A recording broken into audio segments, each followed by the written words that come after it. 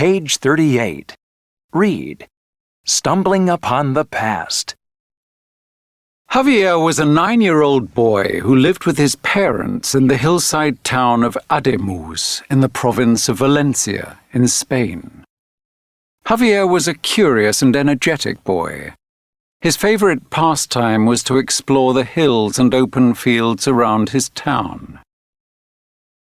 The neighboring village of Rio Deva, just 26 kilometers away from Ademuz, was famous because of a great discovery there. In 2003, paleontologists found the bones of the largest dinosaur in Europe, in a wheat field near the little village.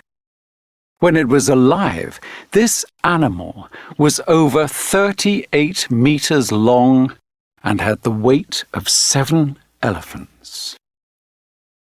Javier liked dinosaurs more than anything else in the world. He also believed that there was an amazing dinosaur bone buried somewhere near his own town of Ademuz. His dream was to be the first person to find it. One summer morning, Javier was exploring in a field near a ravine just outside of the town. He looked up to see his 2 friends, Fernando and Pepe, running toward him with a colorful kite. "Let's fly it, Javier!" they shouted. Javier enjoyed playing with his friends. He quickly forgot about his exploring and grabbed the string of the kite. As he ran, the kite lifted into the sky. The boys cheered. Suddenly, the kite spun around and dove into the ravine. "I'll get it!" shouted Javier.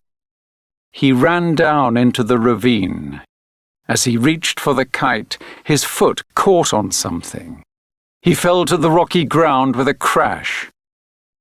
His 2 friends ran up as he rubbed his head. "Are you okay?" Pepe asked. "I think so," said Javier. He looked down at a rough grey object sticking out of the ground. "I tripped on that," he said. "It looks like a rock," said Fernando. Javier looked carefully at the object. "I don't think it's a rock," he said excitedly.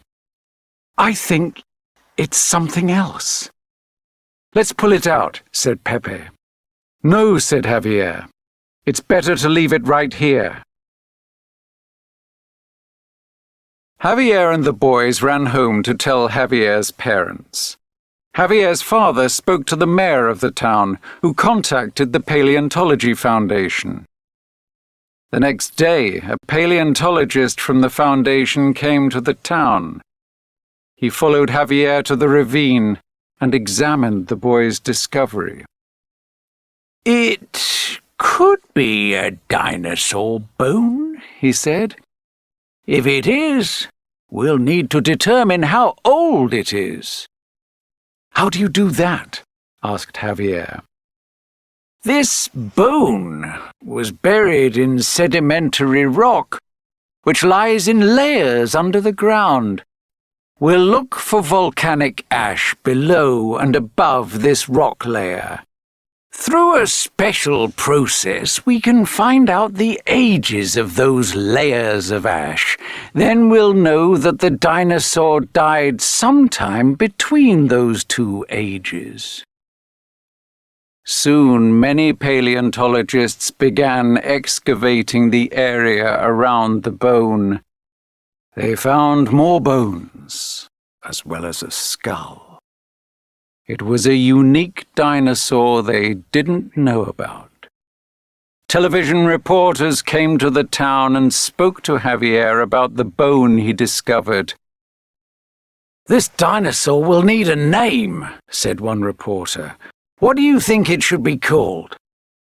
"That's easy," said the man from the Paleontology Foundation.